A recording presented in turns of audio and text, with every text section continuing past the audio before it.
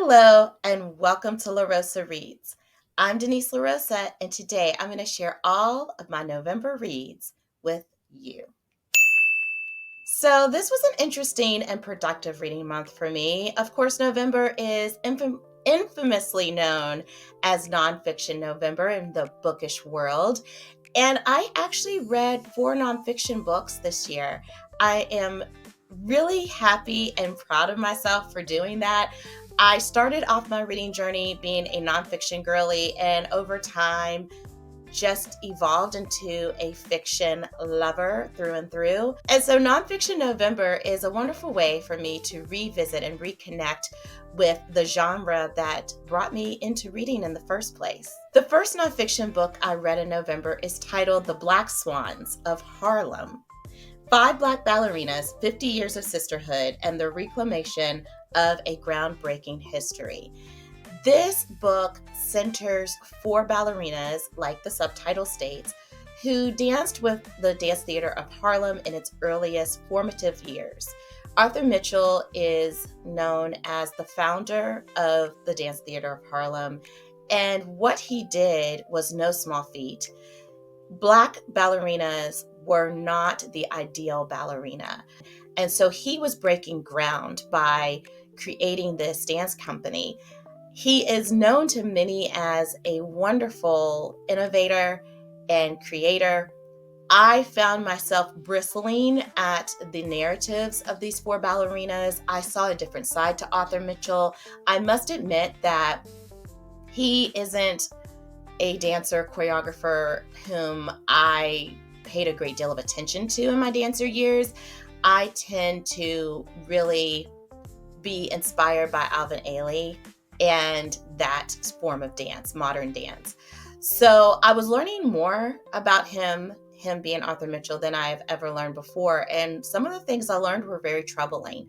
And I found myself thinking, wow, he set out to create a space for Black dancers, but yet to get them there, he really put them down and was looking for them to stay thin and do these things that were fulfilling the white gaze, if you will.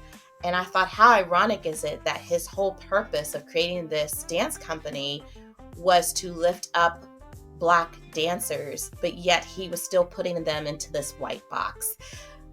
By the time I finished the book, I realized, you know what? He was a product of his environment, a product of his time. He was ahead of his time, and some of those people who are ahead of their time are still grappling with trying to fit into the spaces that already exist. So I believe there's grace for the journey, but those women deserve their flowers, and I'm thankful that their voices were lifted up. We love Misty Copeland, but make no mistake about it, there were dancers who came before her and paved the way, and they're relatively unknown and not celebrated enough. Speaking of dancers who paved the way for Misty Copeland, we have Misty Copeland's book next in my list of reads for November, and it's titled The Wind at My Back: Resilience, Grace, and Other Gifts from My Mentor, Raven Wilkerson. She being Raven Wilkerson, is this dynamic dancer who was virtually unknown to a dancer like Misty Copeland, who was a principal. Well, before she became a principal dancer, she was a solo dancer and an ensemble dancer in the American Ballet Theater. Yet she didn't know who Raven Wilkerson was until later on in her dance career. Raven Wilkerson is someone who would later become Misty Copeland's mentor and guide her throughout her journey from being a ensemble dancer at ABT to being a soloist and ultimately the first Black principal ballerina of American Ballet Theater. Raven Wilkerson was a ballerina in a predominantly white space. There was no Dance Theater of Harlem. There was no Alvin Ailey when she began in the 1950s. And yet she was able to dazzle audiences while also grappling with a very racist society. She struggled traveling with her ballet company down south and could not stay at the same hotels. We know those stories, right? And then imagining those stories in the ballet world, was just mystifying and just something that we should take note of.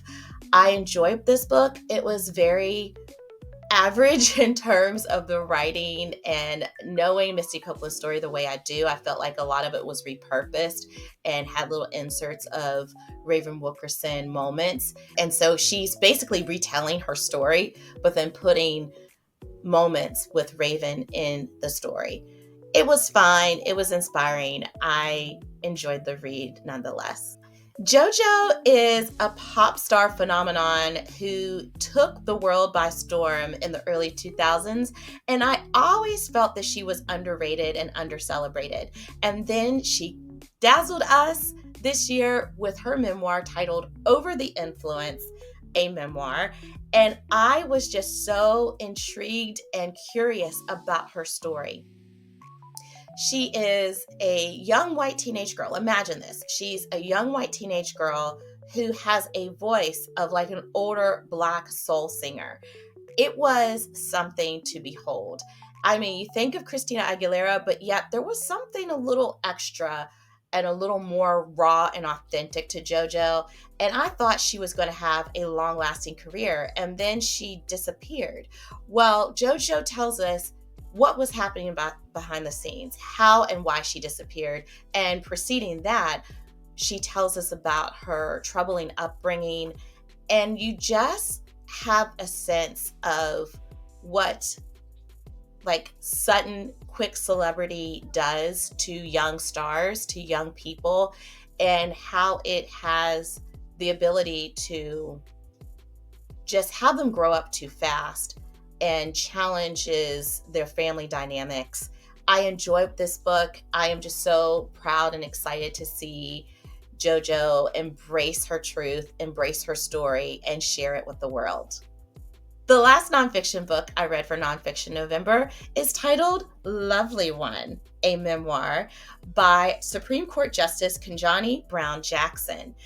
I knew when I saw this cover, first of all, she looks incredible in this cover, and I knew that I wanted to hear her story via audiobook. I wanted to know this woman more. I feel like any trailblazer, particularly for me as a Black woman, a Black American, any Black American who is a trailblazer and is reaching new heights is someone that I need to pause and like dig deeper into their story and let it serve as inspiration for me.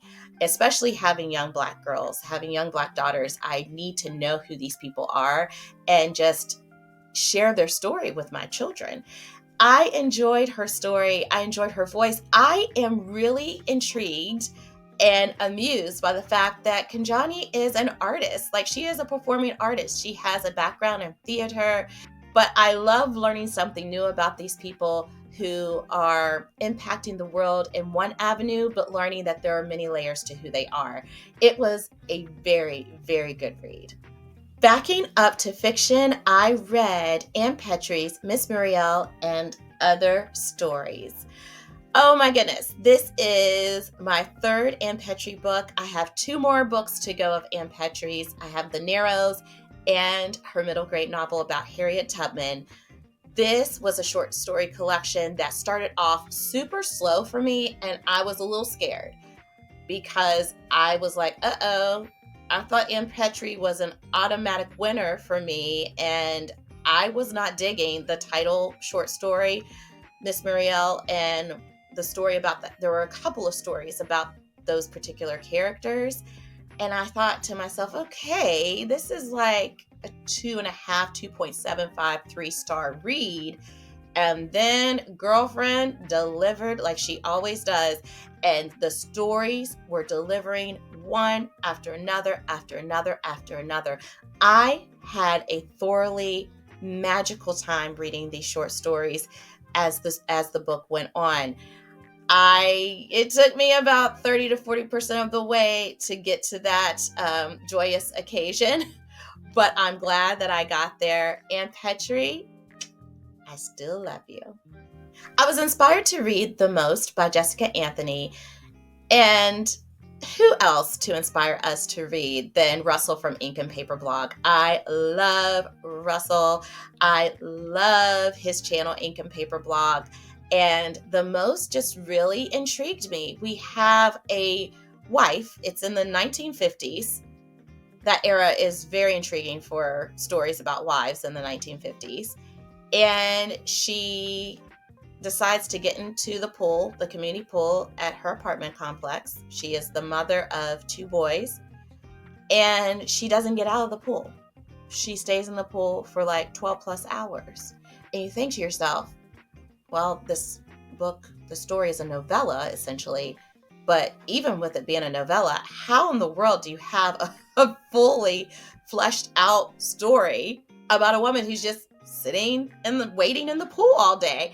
But Jessica Anthony manages to do just that. She manages to give us a deep dive, pun intended, into the main character, into her husband, and what has brought them to this inflection point in their marriage.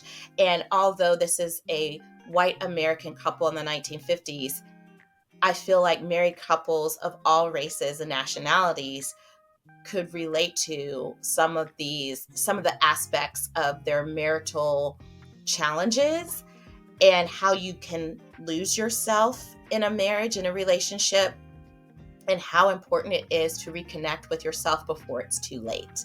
And how if you don't connect with yourself, that can have detrimental effects on your marriage. I enjoyed it. It was a wild ride. How did I forget? I actually read 5 nonfiction books. I read My Life Growing Up Native in America, a collection of essays by Indigenous people that really touched my heart in the deepest, purest way. November is Native American Heritage Month, and every Native American Heritage Month, I make an intentional effort of reading at least one book that centers the Indigenous experience. This was a work of nonfiction, a collection of essays from a diverse group of Indigenous peoples. I love whenever we have collections of stories and narratives that remind us that no one group is a monolith, right? There is diversity within diverse groups. And this essay collection just did so much for me in helping me learn more about a wide range of diverse Indigenous lived experiences and practice empathy. And I loved every single story. And then I segue from the nonfiction celebration of Native American Heritage Month to the fictional celebration with a well-known and widely celebrated book that's titled The Firekeeper's Daughter. Okay, y'all, I haven't read a chunker in quite a while, and I thought to myself, if I'm going to do this, I better do it with The Firekeeper's Daughter because it's been living on my TBR list for quite some time. I checked this out, and there is a lot going on. We have the main character, the protagonist here, I'm trying to remember her name, Donis, and she just recently graduated high school. She is a hockey player. She's living on a reservation, and her half-brother also plays hockey. He's a hockey star, and there is a lot going on at this res. There is a lot of drugs being used and abused within the community, and it's wrecking the lives of family members and friends, and young people are just dying left and right. They're ODing. And Donis, unbeknownst to her, lands smack dab in the middle of an investigation into some of the drug trafficking that is happening in her reservation. It was so layered because we have a coming of age story, right, with Donis. We have familial challenges, familial conflicts. We also have a love story with Donis and a private investigator. There is a lot to unpack, and I believe the author did it in a way that was tangible for young adults, because this is a young adult novel, and also very insightful and revealing of one example of the lived experience of an Indigenous young woman. It is a powerful read. And finally, I ended my November reading month with a very surprising book. It was one of those books that I saw in the library and thought, this is tiny, short, hopefully it'll be sweet. And that it was. The book is titled, What Does It Feel Like? I have never read a Sophie Kinsella novel before, and after reading this one, I was swept away and definitely wanting to add more of her books to my TBR. However, my understanding is What Does It Feel Like is not her typical novel. This is a semi-autobiographical novel about an author who reaches the pinnacle of success.